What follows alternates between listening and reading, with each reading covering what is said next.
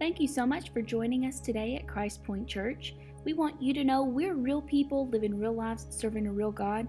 We hope that you enjoy today's sermon by our lead pastor, Steve Qualls. Welcome home. Going to Pergamum, the church at Pergamum. We're just going in line here.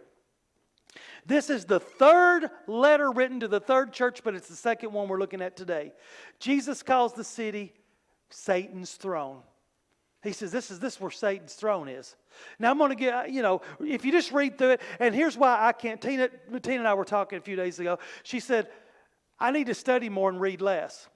I said, I need to read more and study less because I can't read unless I'm dissecting everything.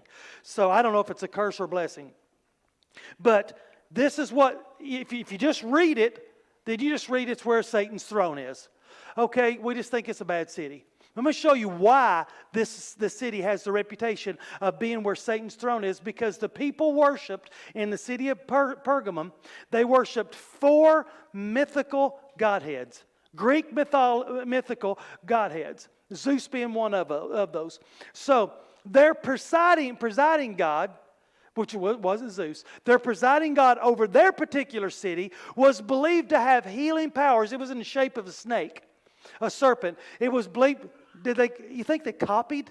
Maybe they copied something out of 40 years in the desert where Moses put a bronze serpent in the air, and everyone who got bit by snakes was healed. There's no originality to their mentality. But what we serve is real. What they serve is conjured in their minds. So their presiding God, and let me just say this: if their presiding God was so powerful, why is he not around anymore? So their presiding God was believed to be in the shape of a serpent. They worshipped him. They believed he had healing powers. And people would travel from all over the world to come to this city to be healed. Now, we have this thing called approaching the throne of God. You can reach for healing at your doorstep, in your car, behind the wheel, as easily as you can the church. That's because God is. He's the one who is, who the one was, and the one is still yet to come. So let me just give you, this was a nice city. Pergamum was a nice city. It was nicely located. It set 1,000 feet on top of a hill overlooking everything that surrounded it. So it had some appeal to it. So in Revelation chapter 2, verse 12, Jesus describes himself when he's writing this letter to this particular church as being the one who has the two-edged sword. Now, swords will cut one way, but if you have a two-edged sword, they cut coming back.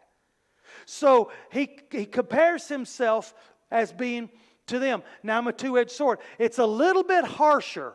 Now you got to realize this is a harsher invitation or salutation than to say, "Hey, I'm the one who is and is to come."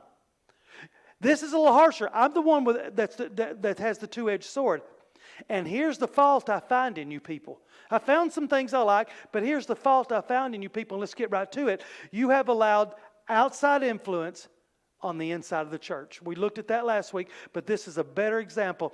You've allowed what's on the outside to filter into the inside. You have let the culture of the city and those 4 so-called mythical deities into the worship of the church, and it's become normal. Now let me walk you through a progression here. If you have the capability, I want you to go back 50 years and think about where we were 50 years ago as compared to where we are now. And if you don't have that mentality, just go on if you're not that old, just go on what you've been told. So let me just show you. I want to walk you through a progression. This is what happened in this church. Now we're walking through a progression of ourselves. At first, you spoke against it. At first, you spoke against everything that they stood for, and it cost one of the people their lives. His name was Antipas. It's recorded right there in Pergamum. It cost him his life. So they martyred someone there, and they killed him. It cost him his life. Now, the second part of that progression is in the beginning, you spoke against it. Then all of a sudden you became more tolerant of it, maybe because out of fear. See, we're living in a society now where you can't say what you believe. You can't say what you can't even give your opinion. We do not have a freedom of speech in this country anymore. If you don't say what I want you to say, then I'm going to attack you and destroy you. So, I mean, I just believe that anyone, according to our Constitution, should be able to speak their mind. Now, that doesn't mean you just deliberately hurt someone's feelings or you belittle them. But I mean, you should not lose your job because you have an opinion. Because we are different and we have opinions in this world. So, at first you spoke against it, then you became tolerant of it out of fear. So then we became tolerant because of fear. And then out of that, the next step is you slowly accepted what once you wouldn't tolerate. What once you spoke against, then all of a sudden you began to tolerate because you were afraid. Eventually, you accepted it. They accepted the sexual sins that were committed under the worship guise of these four deities, these pagan influences. So they began to accept it, and this is the last step in that progression. Now you're in a dangerous place where now that's become part of the teaching of the church, and it's not right. It's not right. You've gotten way off course. So now let's go to verse 16. Now you remember he said in the beginning when he introduced himself as being the one with the two-edged sword, this is what he says, I will come to you with the sword of my mouth, which is two-edged sword. The sword represents authority. Its holder wields power. They used this imagery of swords back in the day because they were oppressed greatly by Rome. And the Roman soldiers kept them in check because they knew they'd pull their sword and stab them with it if they didn't. So that was a very, very harsh ruling they had over them. But here's the thing that the sword does. It divides. I challenge you to do this. Go home. Rent the movie or whatever you do with it, DVR, Braveheart, and watch. The sword in that movie divides people from their arms and their legs and their heads. So here's the thing: the sword literally divides. So let me just tell you what is coming. There is a soon coming singular event, very private for the church, between the church and between God. There's a soon coming singular event where God will divide the believers from the non-believers. Now remember, we're living in the end of the age of grace. It started with the cross. It will become over at the rapture of the church. So this singular coming event, you say, well, that's not a Bible word. Well, the word in Thessalonians is caught up, and that word in the original text, if you have one of those Bibles, is raptos, and that word literally is where we get the word rapture. I'm trying to think of the wording, but I can't remember it right now. But basically, that grace period will be over. So there is a soon coming event that God is going to divide. And He's going to divide those who know Him from those who don't know Him. Those who serve Him from those who don't serve Him. Those who are passionate about Him from those who do not care if they serve Him or not. See, verse 17 says, I will give to every one of these warriors. There's that word conqueror or victorious again. For those who conquer, who are victorious, to everyone who is saved, I'm going to give a white stone with a new name written on it. So, in those days, stones were thought to symbolize admission. So if you want to go to a movie theater, you can't because they're all closed. So if you wanted to go to one, though, in the good old days, which I don't know if they'll ever make it back or not, you had to buy a ticket. And back in my day, you walked to the window. We called it the show because there was only one. So you went to the window, you got your ticket, you walked in there, you handed the ticket, then you went on in. So this is an admission. Jesus says, you hang in there, you become victorious, you stay positive, you stay in the game, don't leave the battlefield in dishonor, and I'm going to give you a white stone of admission right on into heaven. What Jesus is saying, and I want you can retype this one in any platform you want, you can't go to heaven and hang on to hell at the same time. So in other words, I really want to go to heaven, but I like this lifestyle. This portion of my lifestyle I really like. So I really like this that's dragging me down, that's weakening the power of the Holy Spirit in me. But I want to hang on to this. God's saying, I'm just telling you, the righteousness that I require is the righteousness that my righteousness requires me to require. And you can't drag what you're hanging on to from hell into heaven. The purity of heaven will not allow us to carry the sickness of our immorality to the front gates. We will be shut down right there. God will divide and will separate with a sword of righteousness. And that day is coming. So, let's look at the church at Thyatira. Let's look at this church. Now, we're going to finish up here for the day. But Revelation chapter 2, verse 18. Jesus describes himself differently to this church. And this is what he says. I'm the one who has eyes like flame and feet like polished bronze or burnished bronze. And I want you to realize he's gotten a little harsher than he was in the beginning. See, in the beginning, he's introduced himself as the one who's alive, who's not dead. And then all of a sudden, I'm the one with the sharp two-edged sword. Now, I'm the one who has eyes like fire and feet like polished bronze. So, God sees. What this means is, with those eyes of fire, God sees right into the heart and right into the mind of every man, every woman, every child. He knows what we're thinking. We can't hide it from Him. If you think you can hide, and I'm going to tell you, I'm just going to be as forthright as I can. When you get on that computer, you think you can hide. You can hide these sins on that computer from anybody seeing it. But God sees everything that we do. He sees every thought that we think. So what the flames do is the flames burn off the impurities. And the flame separates what is not supposed to be there from the finest and purest of ingredients. Let's talk about gold. Gold has to be heated up. And when it's heated up, this nasty looking stuff floats to the top because it doesn't have the weight and the depth and the consistency. And that stuff is skimmed off. They pour that into blocks. And because of the heat, they have a 24 pure karat gold block. So many ounces, so many whatever. See, when Jesus describes himself as having those eyes with that fire, he sees everything that's going on and everything we're trying to hide. And I'm going to show you why he's saying it to the church. He says, look, I see, and my eyes can detect. My eyes burn away the dross. My eyes burn away the impurities. I look straight into the heart. And not only do I represent what I see in you, I represent the foundation of bronze that needs to be built upon me. Also, that literally shows the foot on the neck of an enemy showed authority. So, let's jump back into Daniel. Now let's go back in the Old Testament into Daniel to show you what I mean in Revelation.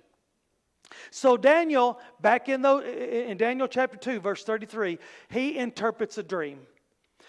The king has this dream, and the king says, would somebody tell me the meaning of my dream? If you don't, then I'm going to have you torn to pieces. He was, they're very disturbed about this. This dream's driving me crazy. He was killing everybody who couldn't interpret the dream, and Daniel volunteers for this. Daniel's like, take me to him. I'll go talk to him. So Daniel goes in, he tells him his heart, and Daniel goes back, and Daniel says, let me pray on this, I'll come back, and the Lord will reveal this to me. Daniel comes back, and he says, you're having a dream, and here's the dream. You have the statue you're dreaming of, and its head is this, its body is this, but its feet were made of this.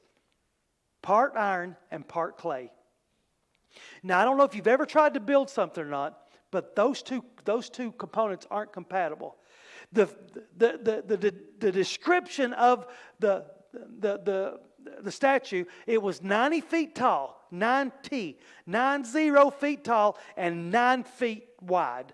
That means it was straight up cylinder, even somewhere around like the Washington Monument. So it was a straight up cylinder, tall and thin with very little foundation. This foundation will crumble because half of it is built in iron and half of it is built in clay, and the feet were of clay and iron. So it could not support that much weight. Jesus said to this church in Thyatira, he says, you got a Jezebel in your church. He just lays it out there. You have a Jezebel in your church, and the Jezebel is leading people astray. Now, I'm going to tell you, there's been a Jezebel in this church before. And we had to find out real fast which side we were going to be on. Are we going to serve the Lord, or are we going to let this continue to infect? There's a Jezebel in your church, and this is what he says: you are allowing it to continue. Jezebel in the Old Testament is synonymous and compared to rebellion. And in 1 Samuel chapter 15, verse 23, rebellion is as witchcraft. So the spirit of Jezebel, the spirit of rebellion, the spirit of witchcraft. Rebellion is a thin statue built upon a small clay foundation. The spirit of Jezebel is setting up altars in this world around us as we speak. How much of the world is infiltrating itself into the churches? The churches are the only power left in this world. Let me tell you something. If you think abortions are rampant now, the Holy Spirit and the church are the only thing holding abortions back at bay. The church world and the Christian community are fighting to save babies' lives at an alarming rate every day. So, the church is the only thing. So Jezebel is setting up rebellion altars all around, and are we allowing them to filter in? Because we accept a little bit, and then we tolerate a little bit, and then we become a little bit. Remember, Jesus is speaking to the churches here. He's not speaking to the cities. He's speaking to the churches, the believers. He's speaking to you and me in these letters. Rebellion builds a multi-foundational worship platform. That's what rebellion does. It builds a multi-foundational worship platform that's not going to stand. It will crumble. It's half iron and half clay. These elements are not compatible. They're not designed to have weight upon them. They cannot be built upon. They will not sustain the weight and the pressure. This, in my opinion, of all these 7 churches and all of these letters that he writes, even one we're going to visit next week, there's nothing good at all Jesus has to say about them.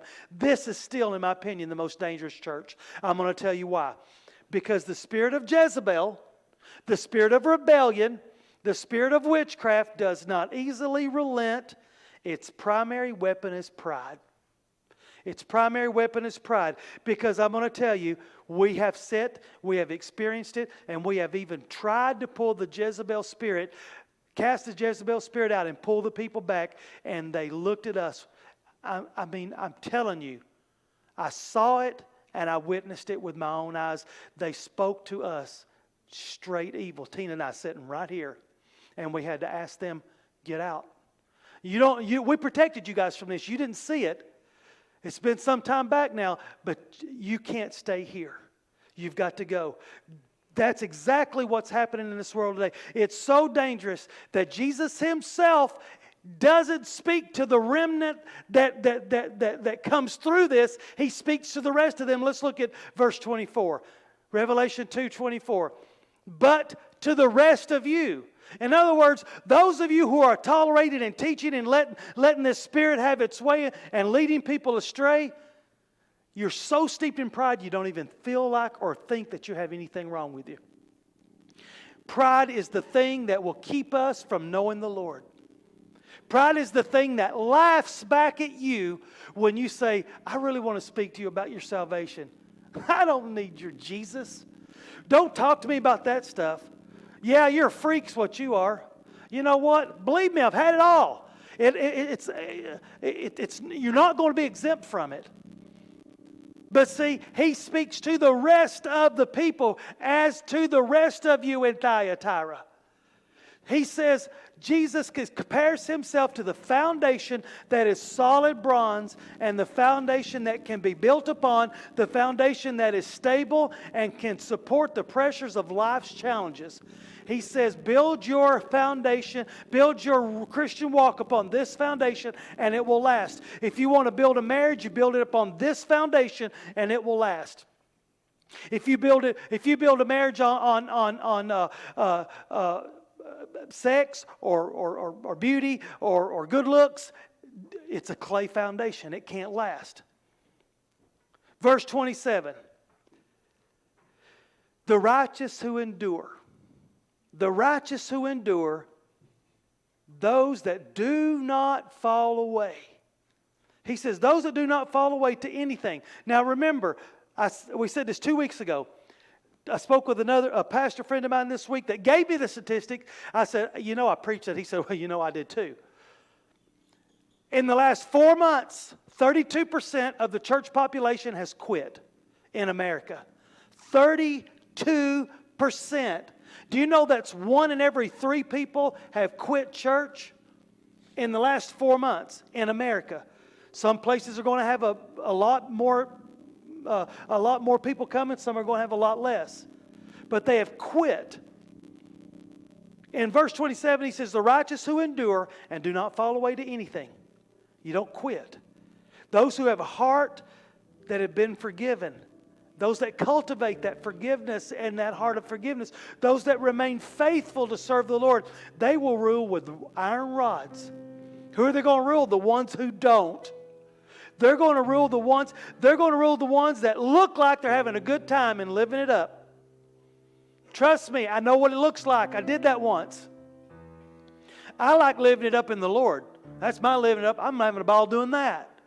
But those that live it up and those that look like they're having a great time serving Satan, those prodigal sons that don't come home, those that ran away and served their own lust and their own desires and their own rebellion, those are the ones that will, he says, I will give you a rod of iron to rule over them like clay, like smashing clay pots. Now I want you to realize something here. This is, in my opinion, the worst church. This is the harshest letter, but it has the best reward. Nowhere else does Jesus say, I'm going to give you the same power that my Father gave me. Think about this. Because you remain faithful in the worst times. I'm going to tell you, being a Christian in these past few years, I don't think it's been too hard. I think it's all of a sudden stepped up a notch and it's gotten harder. Walking and proclaiming the righteousness of the Lord and saying no to every temptation that comes your way and saying yes to Jesus, it's getting harder and harder. If you don't agree with me in America, we may just shoot you now. And if we don't like it, we'll just defund the police. And no one will come to your rescue. So what? We kind of just go with the flow to keep from getting beat up or shot. He said, I will give you the same authority that my Father gave me. That's some power right there. That's not passive ruling. He's giving them a kingship type of rule that smashes rebellion like clay pots. And then he says, he who has an ear, that the person who reads this, the person who hears this, and the person who obeys these messages, man, pay attention, he says, because now is the time. If you don't pay attention now, there are no do-overs later. Hello again, and thank you for tuning in. I pray that today's sermon has spoken to your heart and has ministered to you well. We just want you to know that we have 2 locations. One at our Sparta campus, our main campus at Sparta on the square in Sparta, and our second campus is at Smithfield behind Ace Hardware. And we would love for you to call Christpoint Church your church home. And if you're viewing this and you can't get in to church and you feel like you want to be a part of the church, then you can always be a part of the church. Just drop us a note and let us know that you enjoy being on board with us. And if you'd like to give and be a part of the ministry, then you can do that by just sending a check to one of the locations at 614 Murphy Street, Smithfield, 13 Liberty Square in Sparta, and we'll get you on the road. We just love you so much, and you can download the Christpoint Church of Tennessee app, and you can give online. So we are real people. We're living real lives, and we're serving a real God. And we just want to tell everyone, welcome home. We're so glad that you tuned in with us. Welcome home.